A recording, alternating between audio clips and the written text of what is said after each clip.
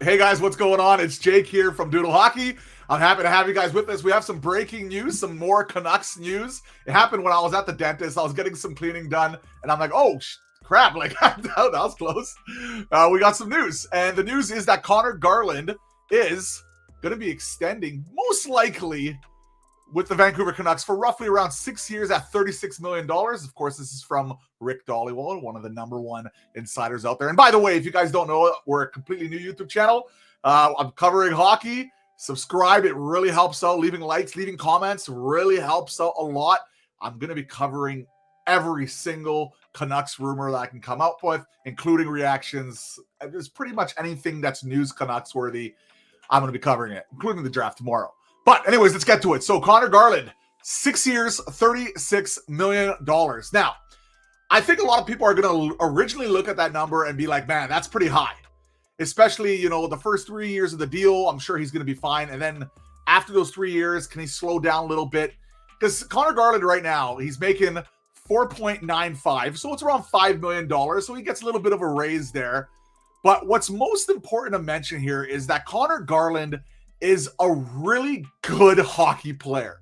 And when I mean a really good hockey player, I mean he goes out, he plays hard, he is hard on the sleeve, he draws a stupid amount of penalties. And this is a guy who's just been consistently good for the last few years.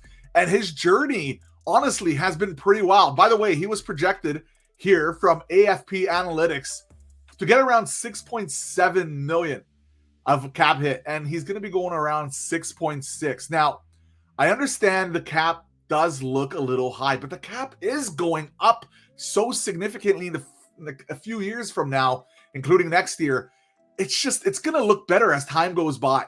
So where is he? Is he a second liner, a third liner? Well, he's versatile, right? He can kind of play everywhere.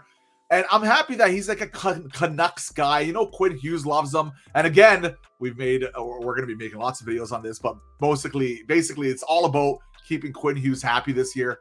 So what do the analytics show? Well, basically, he's a great passer. He doesn't have the most shot power. He's not a big sniper, but he's good at the dangles.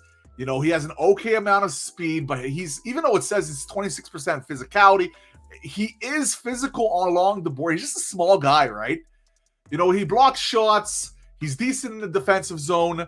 But, man, look at that penalty differential. 66%. Guy knows how to draw penalties. And honestly, he makes what? So David Quadrelli here, good guy, friend of the channel, said that he makes 5.21% of the cap currently at the $4.95 million rate. After a couple years, it's going to be up about 5.28%, which is exactly what we're talking about, right? The cap is going up, and it's not going to look as, I guess, kind of daunting when you look at it in the first glance. Now, the question is, how did this all kind of happen? Because considering Irfan just mentioned us, he said that the Garland story in Vancouver is wild, and we do remember this, man. He was in the trade talks for a long time. Like, they were actually really trying to get rid of him. They couldn't trade him. He switched his agents to facilitate a trade.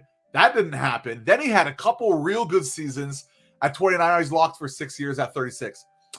I'm just saying, Conor Garland is a really good hockey player. Is it a tad high right now? Sure. But the contract is not that bad. I think it's pretty decent for what you're getting with Conor Garland. I have no issues with the deal. I wonder what the reaction is going to be in the Canucks fan base when they do post this officially.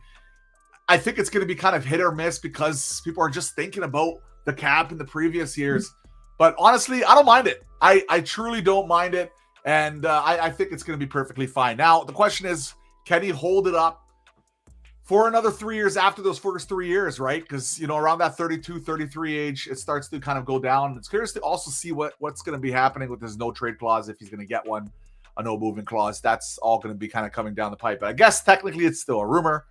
But Rick Dhaliwal is pretty much giving out numbers here. Pretty official, unofficially official. All right, guys. Thanks for watching here. Again, I'm in pain.